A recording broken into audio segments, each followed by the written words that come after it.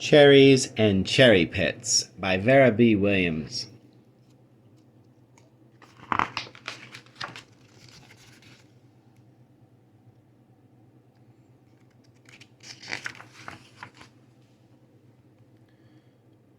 Dear Papa, I still remember how you told me all those stories, and how you saved the drawings I made, and how you listened to the stories I told you.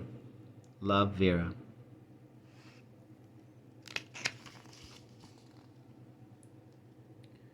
But Demi lives on the floor above me. We visit back and forth a lot.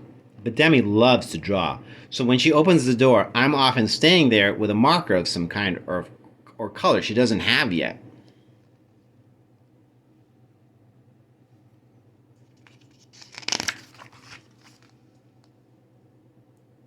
She always tries a new marker right away. First she makes a dot on the paper. Then she draws a line out from that dot. As she draws, she tells the story of what she is drawing. She always starts with the word this. This is the door to the subway.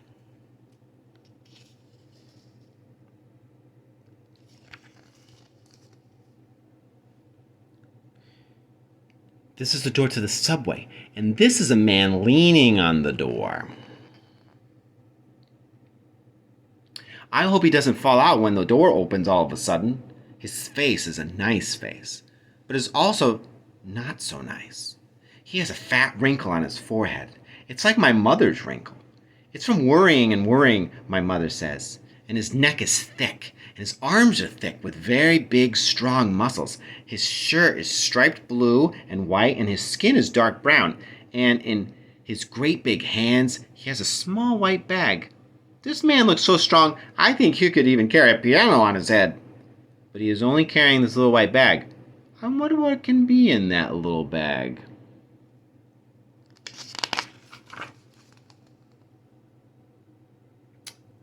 I just see that man going home to his house and walking up the stairs and opening the door to his living room. His living room has a pretty lamp, and he switches it right on. His kids are in the kitchen. Dee Dee, Dennis, Dwayne, Dory, he calls. I got something here for you. Then they come out. One sits on one of his legs and one on the other.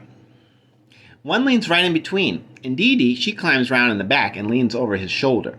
Then he opens the bag and pulls out a cherry. He puts one cherry in each of their mouths, and another and another. Really red cherries, too. And there they sit eating the cherries and spitting out the pits, eating the cherries and spitting out the pits.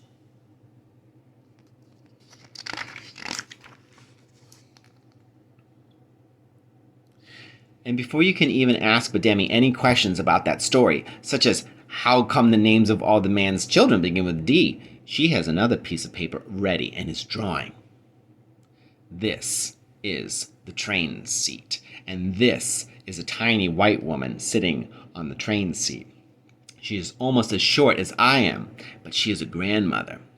On her head is a black hat with a pink flower, like a rose flower. It has shiny green leaves, like the leaves in my uncle's florist shop. And on her feet are old shoes.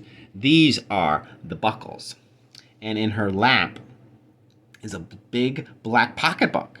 And in the pocketbook is a bag.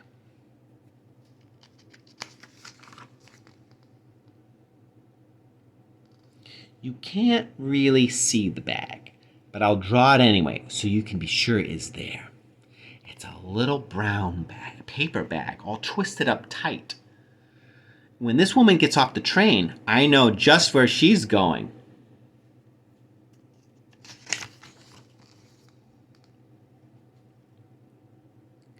She's going to hold tight onto the banister and go up to the stairs. She's going to hold onto the wall as she walks along the street. And the door to her house is going to be right next to the shoemaker's store. She really likes to hear the shoemaker's machine going round and round and his hammer going tap, tap. She waves to him when she goes by his window. Then she climbs up the stairs and opens her door. There's just one room. It has everything she needs. This is the sink, and here's the geranium plant on the window. And on the swing over the plant is her parrot. The parrot is so excited to hear her coming into the house. He is calling, "Little lady, little lady." The parrot is red and yellow and green. It's blue too.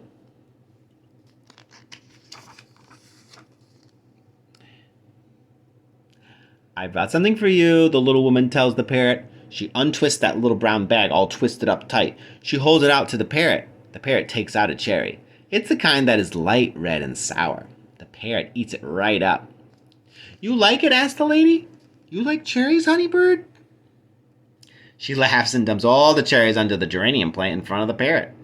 There's your own little cherry tree, she says to the parrot. She stands next to the geranium in her stocking feet, eating cherries with the parrot. The parrot is careful to spit out the pits. They are both eating cherries and spitting out the pits. Eating cherries and spitting out the pits.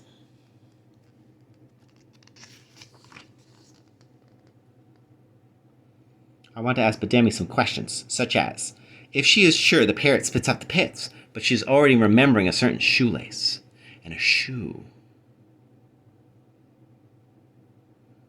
Such as if she is sure the parrot spits out the pits, but she's already remembering a certain shoelace and a shoe.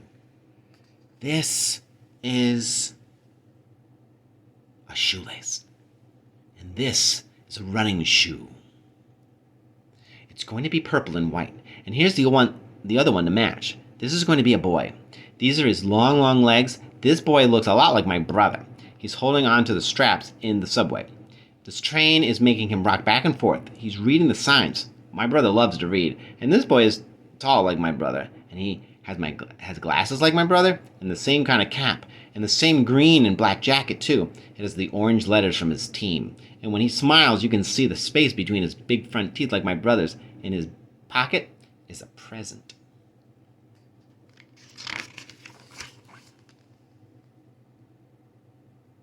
When he gets off the train at his station, he just runs right up the escalator. He runs right along the streets, jumping on and off the stoops to his house.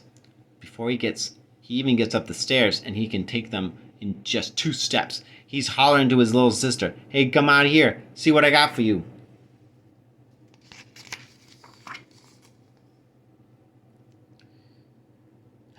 And before she can even look out the window, he'll be right in the room in front of her. He'll make her choose which hand, and there'll be a cherry in that closed-up hand, and it will be the big kind, such as dark red. It's almost black. His little sister will grab it and eat it up while he yells, "Don't forget to spit out the pit."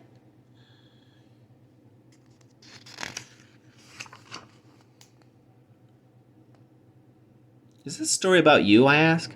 No, she says, but this one is going to be about me. She draws herself in her favorite beret.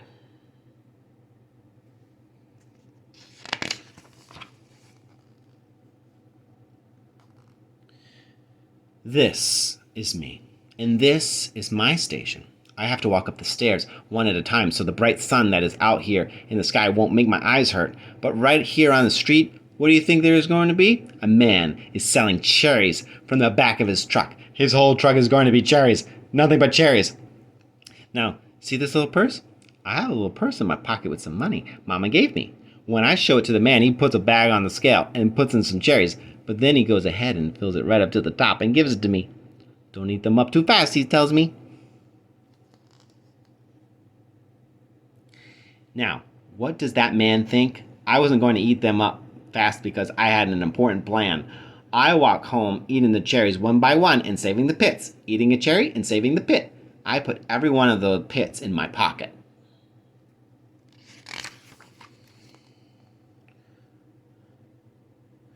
When I get to my street, I take them all out. I kneel right down and I poke one in the ground on the edge of our yard.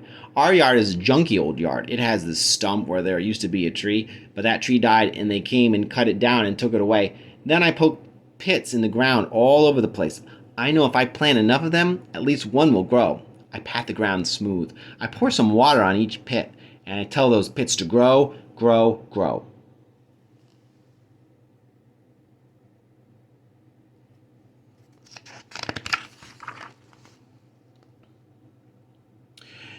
Now you want to see how they grow? Bademi asked me. But she doesn't wait for an answer. She is busy laying out her newest markers. The green, the pink, the red, the purple, the brown, the black, and all the others. She piles up all the papers from the other stories and places a clean sheet on top. Now watch, she says.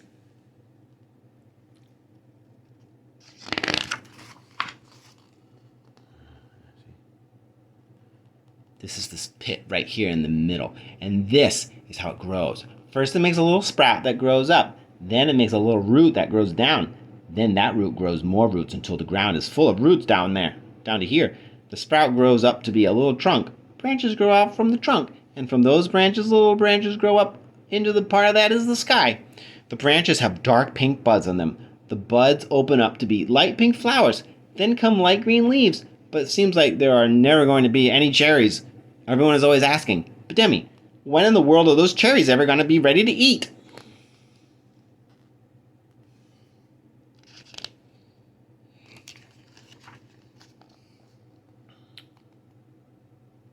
And all the time cherries will be growing right under these leaves, so tiny and green no one even notices them. But I work hard. I come out every single day to chase away the blue jays that are trying to steal the cherries. I chase away the dogs that try to use the yard for their business, and the kids who try to carve initials on the tree. Then one day I come out and the cherries are ripe. There are so many cherries, the branches reach down to the ground. There are red cherries and dark red cherries and cherries such a deep red that they are almost black.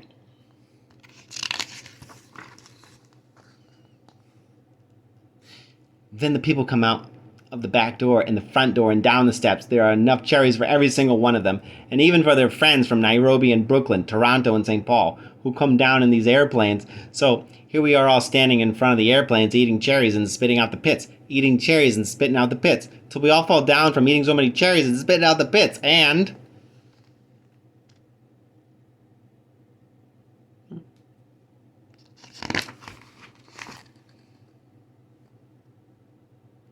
this cherry pit and this cherry pit, and all the cherry pits start to grow until there is a whole forest of cherry trees right in our block.